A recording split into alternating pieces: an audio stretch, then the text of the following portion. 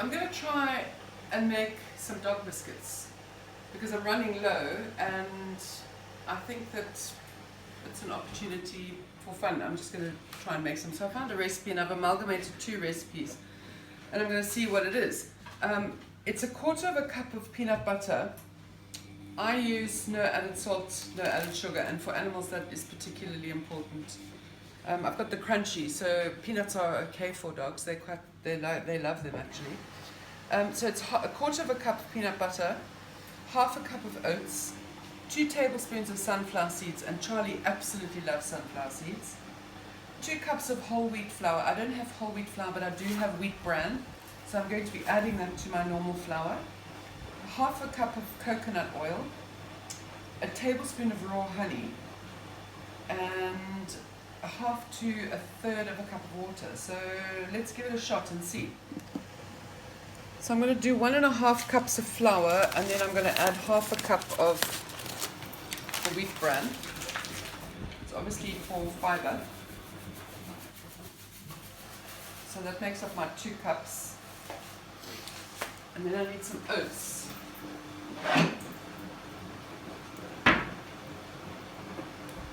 1/2 cup of oats.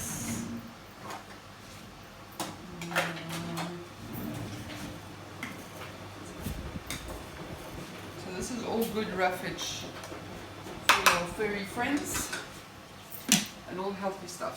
Rumble it.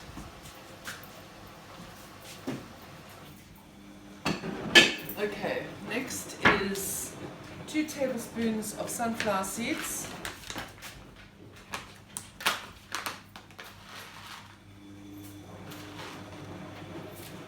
And then 1/4 cup of peanut butter. So I'm just going to do 2 heaped spoons. A tablespoon of honey.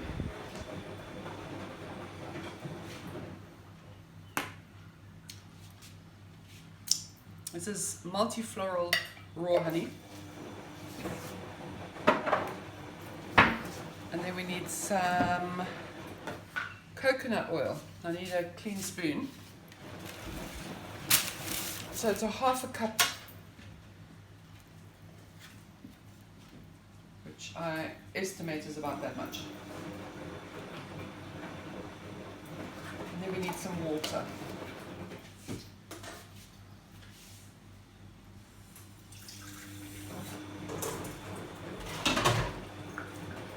So first of all, I'm just going to give this a little mix together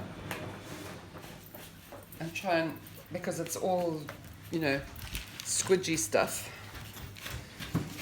So let's try and see how much you'll see how much water you need once you've done this, because it's going to already be doughy like in texture.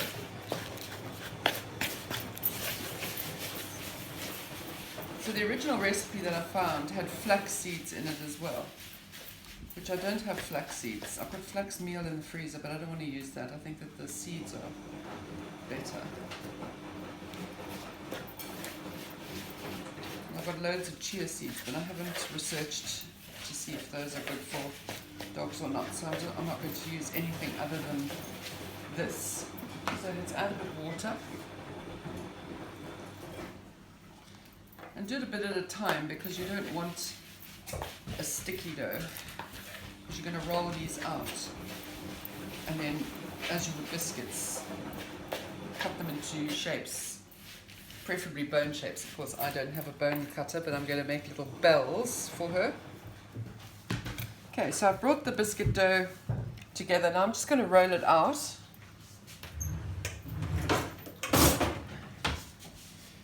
I don't want to flour it anymore.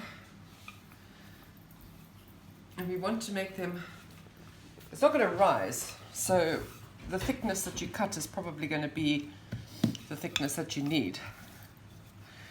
I'm not doing a massive batch because of course we need to get Charlie to taste test this first.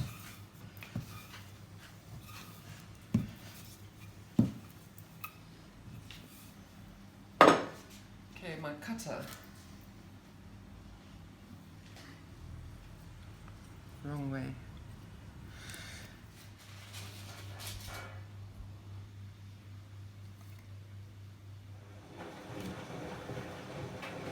So here we've got our little bell-shaped biscuits, which is a nice size snack or treat.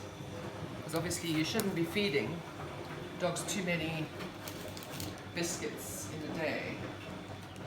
Supposedly 10% of their diets, no more. The beauty of these biscuits, of course, is that you are welcome to share them with your dog because they are edible. I mean, there are some recipes that put fish oil and stuff in. These are just pure goodness, really.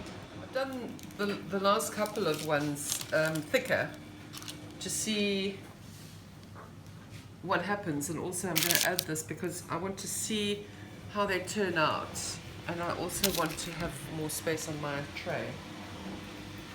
So this is over 30 biscuits, which is very cost effective because these biscuits cost the bloody earth, and they're also very healthy for the dogs. And I'm not going to get into a discussion about how healthy commercial biscuits are, but I'm pretty sure that the homemade biscuits that are all over the place are better because it's a controlled situation where they're not being mass produced and you know what's going inside them.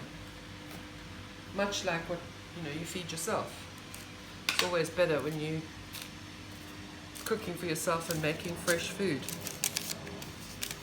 I'm going to pop these into the oven at 180 for about 40 minutes, it says. We'll check it out because mine might be thinner, so we'll just check on the time.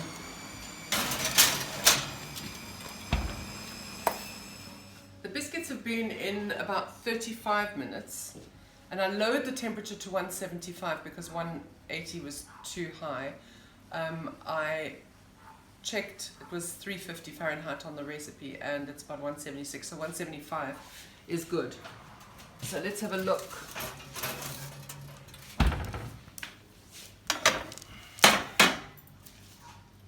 We don't want these to be burnt or get too coloured because they're not going to be appetizing for any dog. So these are quite firm, and we're going to see how they turn out when they cool down. Sit. Oh, good girl.